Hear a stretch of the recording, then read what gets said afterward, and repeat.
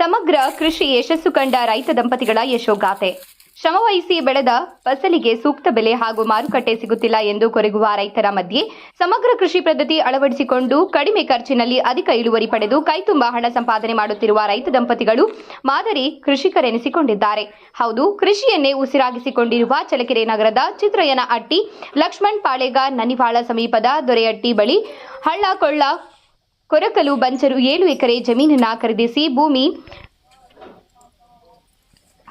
ಹದ ಮಾಡಿ ಸಾವಯವ ಕೃಷಿ ಹಾಗೂ ಸಮಗ್ರ ಕೃಷಿ ಪದ್ಧತಿಯನ್ನು ಅಳವಡಿಸಿಕೊಂಡು ಬದುಗಳಲ್ಲಿ ಹೊಂಗೆ, ಹೆಬ್ಬೇವು, ಮಾವು, ಪಪಾಯಿ, ಸೀಬೆ, ಕರಿಬೇವು, ನುಗ್ಗೆ, ಬೀಟೆ ಸೇರಿದಂತೆ ಹಲವು ಗಿಡ ಮರಗಳನ್ನು ಬೆಳೆಸುವ ಜೊತೆಗೆ ಟೊಮ್ಯಾಟೊ ಬೆಳೆ ಜೊತೆಗೆ ಹಾಗಲಕಾಯಿ, ಹೀರೆಕಾಯಿ, ಸೌತೆಕಾಯಿ ಬೆಳೆಗಳನ್ನು ಒಂದೇ ಖರ್ಚಿನಲ್ಲಿ 2 ಬೆಳೆಗಳನ್ನು ಹಾಕಿ ನಾಟಿ ಹಸು ಸಗಣಿ, ಕಡಲೆ ಹಿಟ್ಟು, ಗಂಜು ಇತರೆ ಬಳಕೆ ಮಾಡಿದ ಜೀವಾಮೃತ ಮಾಡಿಕೊಂಡು ಹನಿ ನೀರಾವರಿ ಮೂಲಕ ಬೆಳೆಗಳನ್ನು ಬೆಳೆಯುತ್ತಿದ್ದಾರೆ. ನೀರು ಸಂಗ್ರಹಣೆಗೆ ಬೃಹತ್ ತೊಟ್ಟಿ ನಿರ್ಮಿಸಿ ವಿದ್ಯುತ್ ಕೈಕೊಟ್ಟಾಗ ನೀರು ಹರಿಸುವ ಜೊತೆಗೆ ಮೀನು ಸಾಕಾಣಿಕೆ ಮಾಡುವ ಮೂಲಕ ಮಾದರಿ ಕೃಷಿಕ. ಆಡುಮುಟ್ಟದ ಸೊಪ್ಪಿಲ್ಲ ಎಂಬ ಗಾದೆ ಮಾತಿನಂತೆ ಲಕ್ಷ್ಮಣ ಹಾಗೂ ಸತಿ ಮಾಡದ ಕೃಷಿಯೇ ಇಲ್ಲ ಎನ್ನಬಹುದು.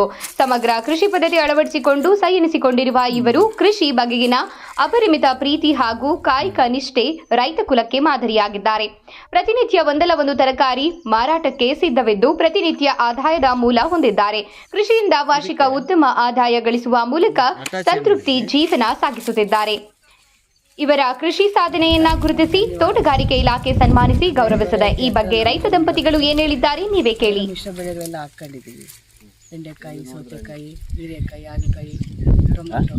ಮೊನ್ನೆ ಟೊಮೆಟೊ ನಮ್ಗೆ ತುಂಬ ಲಾಸ್ ಆಗ್ಬಿಡ್ತು. ಮತ್ತು ಈಗ ಟೊಮೆಟೊ ಎಲ್ಲ ಸೊಪ್ಪು ಅದೆಲ್ಲ ಹಾಕೊಂಡು ಬೆಳೀತಾ ಇದ್ದೀವಿ.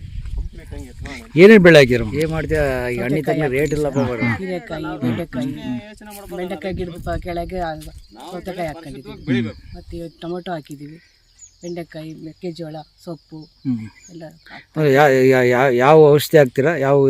ಯಾವ ಪದ್ಧತಿಯಿಂದ ಬೆಳಿತೀರಾ ನೀವು? ಸರ್, ನಾವು ಸಾವಯವ ಇದಕ್ಕೆಲ್ಲ ಆಕಳು ಸಗಣಿ ಗೊಬ್ಬರ, ಬೆಲ್ಲ, ಕಡಲೆ ಹಿಟ್ಟು ಅದೆಲ್ಲ ಹಾಕ್ಬಿಟ್ಟು ಒಂದು 8 ದಿನ ಅದನ್ನೆಲ್ಲ ಇದು ಮಾಡಿ ಅದನ್ನೆಲ್ಲ ಹಾಕ್ತಿದ್ದೀವಿ. ಅಂದರೆ ರಾಸಾಯನಿಕ ಗೊಬ್ಬರ ಬಳಸಲ್ಲ, ಬಳಸ್ತಿಲ್ಲ. ಇವೆಲ್ಲ ಸಾವಯವ ಕೃಷಿ ಪದ್ಧತಿಯಿಂದ ಬಳಸ್ತೀವಿ. ಯಾವುದೇ ರೋಗ ರುಜಿನ ಬರೋಲ್ಲ. ಇಲ್ಲ, ಬರೋದಿಲ್ಲ ಅಂತಾನೆ ಆಗ್ತಾ ಇದೀವಿ. ಚೆನ್ನಾಗಿ ಬೆಳೆ ಚೆನ್ನಾಗಿ ಬಂದಿದೆ. ಅಂದರೆ ಆ ಖರ್ಚು ಕಡಿಮೆ, ಆದಾಯ ಜಾಸ್ತಿ. ಒಂದರಲ್ಲಿ 2 ಬೆಳೆ ಹಾಕಂತ, ಒಂದೊಂದು ಇದರಲ್ಲಿ 2 ಬೆಳೆ ಹಾಕ್ತಿದ್ರೆ ನೀವು. ಮರದ ನೆರಳಲ್ಲಿ ಸೊಪ್ಪು ಹಾಕಂತ ಇದೀವಿ. ಅಂದರೆ ಮರದ ಈಗ ಕೆಲವರು ರೈತರಿಗೆ ಏನು ಮಾಡ್ತಾರೆ ಗೊತ್ತಾ? ಬದುನಿನ ಇರ್ತಕ್ಕಂಥ ಮರ ತೆಗಿತಾರೆ. ಮರದ ನೆರಳಲ್ಲಿ ಬೆಳೆ ಆಗಲ್ಲ ಅಂತ ತೆಗಿತಾರೆ. ಆದರೆ ನೀವು ಹೊಲ ತುಂಬ ಗಿಡ ಮರ ಬೆಳೆಸಿದ್ದೀರಾ. ಇದಕ್ಕೆ ಏನು ಅನಿಸ್ತು ನಿಮಗೆ? ಇಲ್ಲ ಸರ್, ಅದ್ರ ನೆರಳಲ್ಲಿ ಸ್ವಲ್ಪ ನಾವು ಇದು ಮಾಡ್ಕೊಂತಿದೀವಿ. ಎಲ್ಲ ಇದಾಗುತ್ತೆ ಅಂತ. ಅಂದರೆ ನೀವು ಆ ನೆರಳಲ್ಲಿ ಬೆಳೀತಕ್ಕಂಥ ಬೆಳೆಗಳನ್ನ ಹಾಕಿದ್ರೆ ನೀವು ಇದ್ರೆ ಎಲೆ ಗೊಬ್ಬರ ಆಗುತ್ತೆ ಅನ್ನೋ ಒಂದು ಇದರಲ್ಲಿ ಹೊಂಗೆ ಮರ ಅವೆಲ್ಲ ಎಲೆ ಗೊಬ್ಬರ. ಇವತ್ತು ಹೊಂಗೆ ಮರಗಳು ಕಣ್ಮರೆ ಆಗ್ತದವೆ. ರೈತರು ಜಮೀನು ಇರ್ತಕ್ಕಂಥ ಹೊಂಗೆ ಮರಗಳು ತೆಗಿತಾರೆ, ಬದುನಿರ್ತಕ್ಕಂಥ ತೆಗೆದು ಬೆಳೆ ಬೆಳೀತಾರೆ.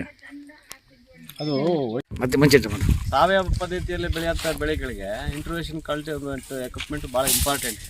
ಅದಕ್ಕೆ ಈಗಾಗಲೇ 8 ವರ್ಷದಿಂದ ಅರ್ಜಿ ಸಲ್ಲಿಸಿದ್ವಿ. ಬಟ್ ಯಾವುದೇ ಸೀನಿಯರಿಟಿ ಬೇಕು ಅಂತಾರೆ. ಆಮೇಲೆ SC ST ಗೆ ಅಲಾಟ್ಮೆಂಟ್ ಇಲ್ಲ ಅಂತಾರೆ. ಯಾವ ಕಾರಣಕ್ಕೂ ಕೊಟ್ಟಿಲ್ಲ. ಅರ್ಜಿ ಸಲ್ಲಿಸಿ ಎಷ್ಟು ವರ್ಷ ಆಯ್ತು? ಒಂದು 8 ವರ್ಷ ಆಗಿದೆ. ಕೃಷಿ ಇಲಾಖೆಗೆ, ತೋಟಗಾರಿಕೆ ಇಲಾಖೆ?